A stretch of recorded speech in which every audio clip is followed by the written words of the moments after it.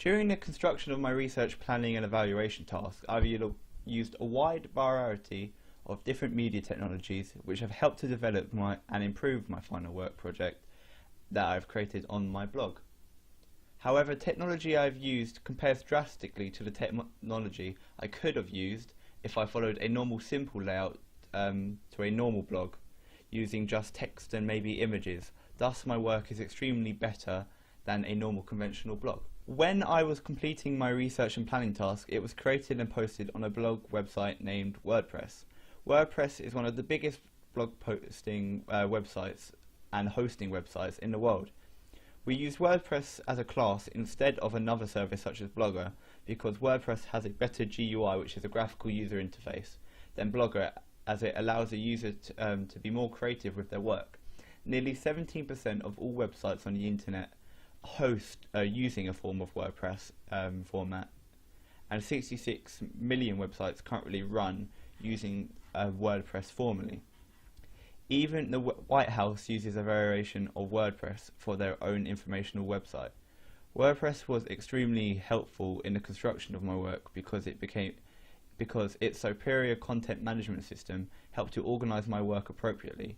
Using different categories, WordPress made my work look neat and professional. But where a few errors I encountered with my work on WordPress seem to be quite prevalent, as WordPress sometimes didn't support a Flash Player drive which was pre-installed. For example, a presentation software I used reoccurringly named Prezi, which instead of a Microsoft PowerPoint presentation system for its simple video-like transformations and creative interface, ran on a form of Adobe Flash Player. When embedding the Prezi document onto my work, as you can see here, it sometimes wouldn't display the embedded link as this image would normally show, instead just showing the link which is below. This didn't look as professional to the rest of my blog. To get around this, I screenshotted the Prezi document and placed the image in the post section, with the image acting as a hyperlink to the Prezi. So it looked to be a form of embedded document to my audience viewing my blog. Thus I kept a consistent standard of professionalism to my work, creating a professional house style that my audience could recognise with. Other forms of technology used in my blog ran on a HTML format. So when using other technologies such as SoundCloud or SlideShare, for example, YouTube or other linking processes, were easy and attractive to stick to, as it stuck to a professional standard house style.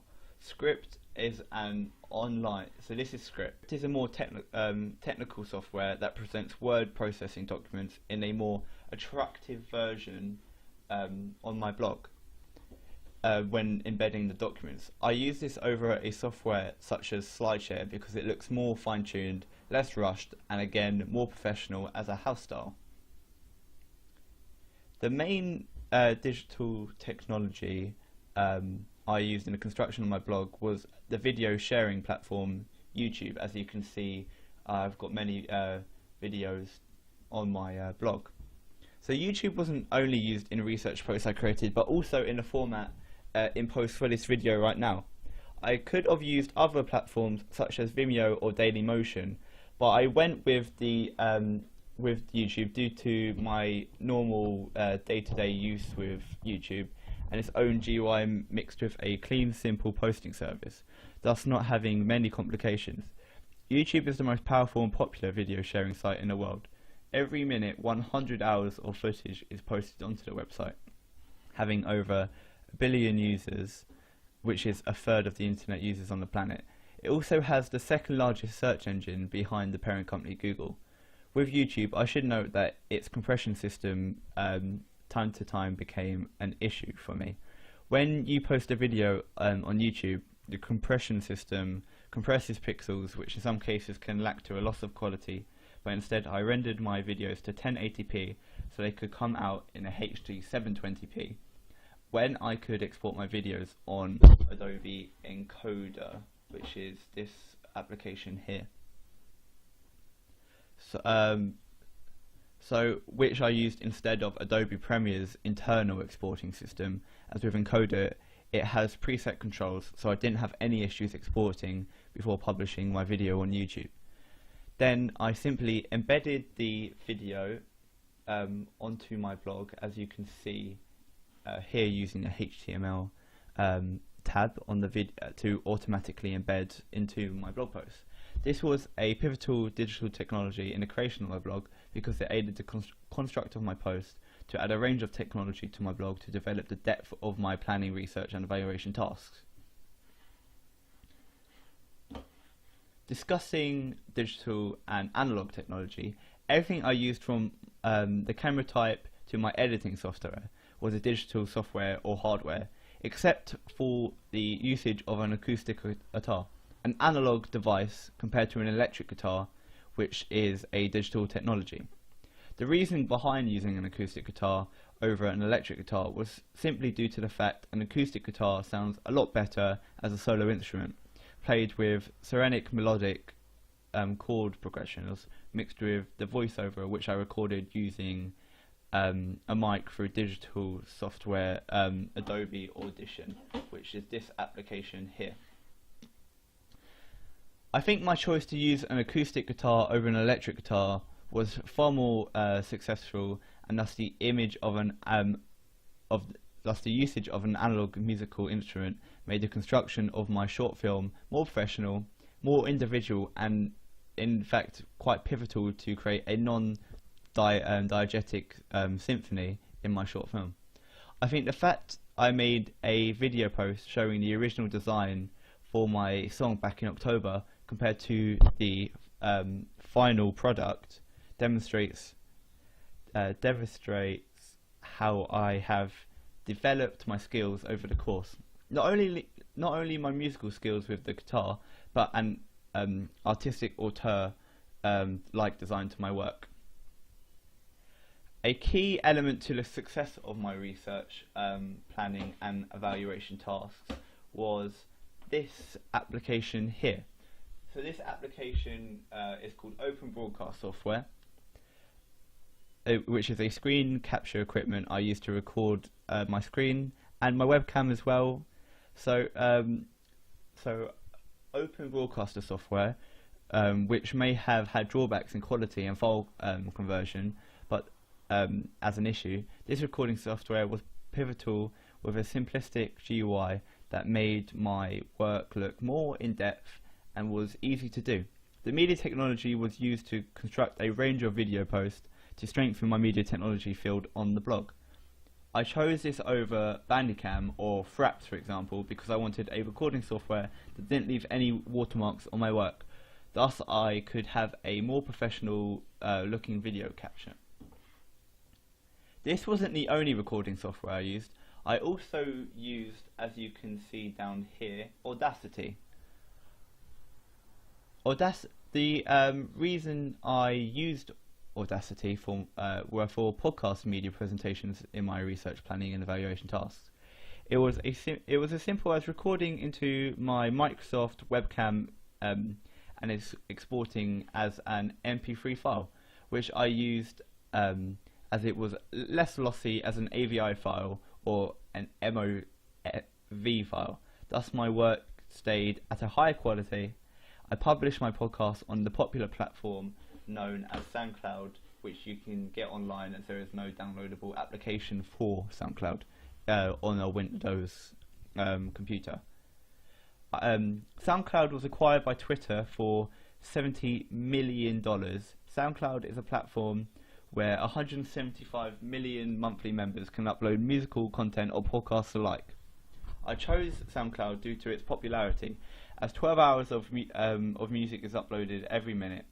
It could be a good format to have my podcast on, as well as being easily embedded onto my blog. Looking professional when uploaded, one of the questions as a podcast for the evaluation, I will also be using the SoundCloud. This was more key in the evaluation process of my blog, where I could upload one of the questions as a podcast, like I just said, through multi-server platform SoundCloud. so it could be publicly accessed regionally, so you can listen to my evaluation from any region. I used a digital camera over a film camera. Digital technology, in this instance over analog, was far superior. I could transfer the data on the computer through an SD card or USB converter to get it on my computer straight onto my editing project. With a film camera, you can have to develop the film, which would be time consuming, and the editing of the film would be even more difficult. Thus, this was a simple choice. The camera I used was a Canon DSLR 55D provided by the school, which had a 55mm prime lens and a wide lens for more drawn out artistic shots. I also used the wide angle lens for my snorri cams, as the prime lens fixed zoom wasn't efficient for the construction of my short film.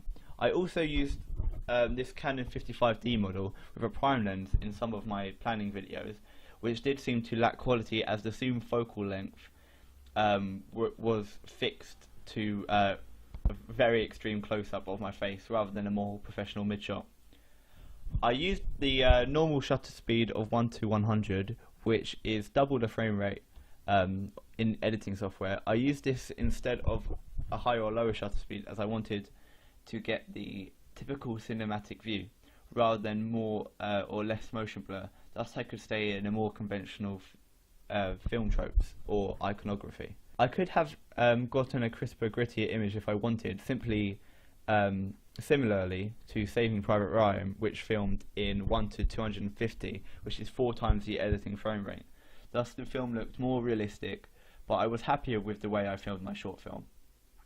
I didn't use any key lighting in these planning videos compared to my music video, my short film, where I used Redhead 3 key lighting in the black box room of our school, which is a vinyl pressed floor and a black painted walls. If there was something I could choose to improve on, I would have made sure to consider this 3 key lighting as a main factor to where I shot.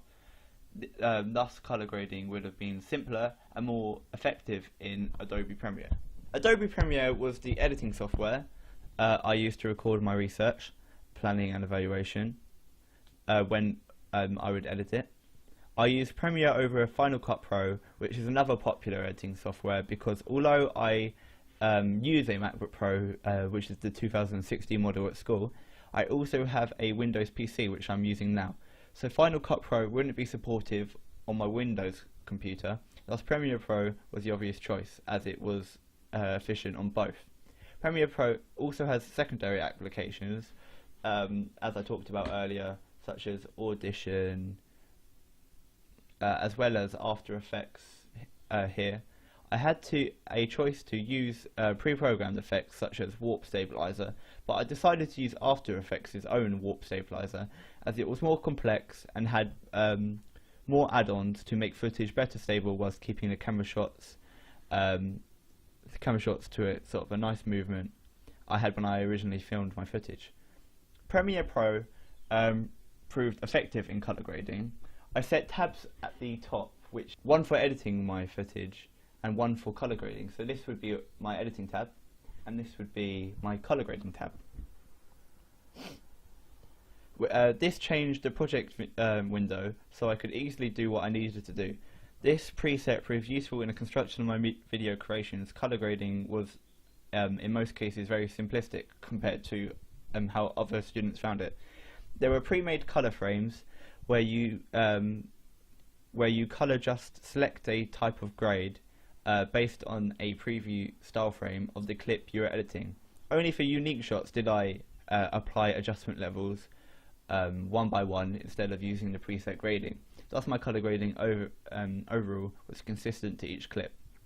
I am running Adobe CC, thus my Apple Macintosh Pro 2016 model was a necessity in the production of my research planning and evaluation. As my school ran CS8, which cannot be opened CC files or the Creative Cloud files, so unless I wanted to convert my projects to an older version each time, I chose to bring my my MacBook Pro instead. Thus, I didn't run the risk of losing quality in lossy file conversion. CC proved to be a lot more successful in that than the older version. I didn't go through any rigorous processes to avoid scripting bugs, thus I had a simpler time using the software. Thus, when producing videos for my research planning evaluation, the overall process was simpler to use and helped to produce more videos.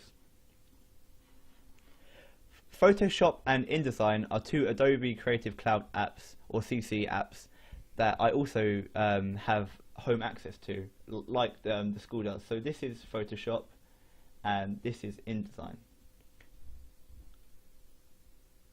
When a form of image manipulation was needed, I would use Photoshop for my research planning and evaluation.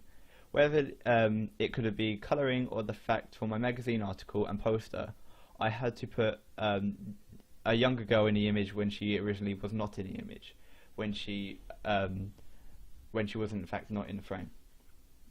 So for example, I will show you my poster. So that was the original image there, but when in the actual creation of my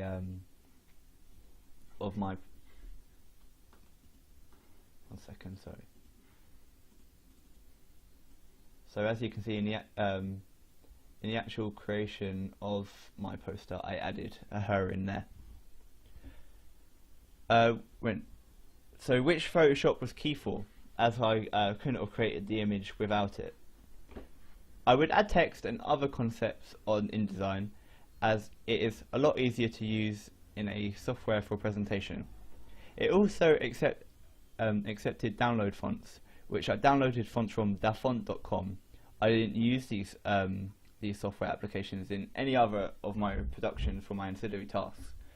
Thus, though key, did not aid me in other areas of the course other than my ancillary tasks. A key component to, as you can see here, a key component to the success of my research planning and evaluation for Google was Google Docs. Google Docs, which hosted many different sort of processing documents, such as a spreadsheet processing document, a presentation document, and what I'm using is their own word processing document. Using their browser, which is installed on their browser, I use this over Microsoft Office Word because I could use both on my laptop or computer without having to put all my work on a USB. Thus, I didn't run the risk of a USB corruption, losing the USB, or getting it ruined, which has happened to me and other people in the class over the years in media. Thus, Docs was an obvious choice for me.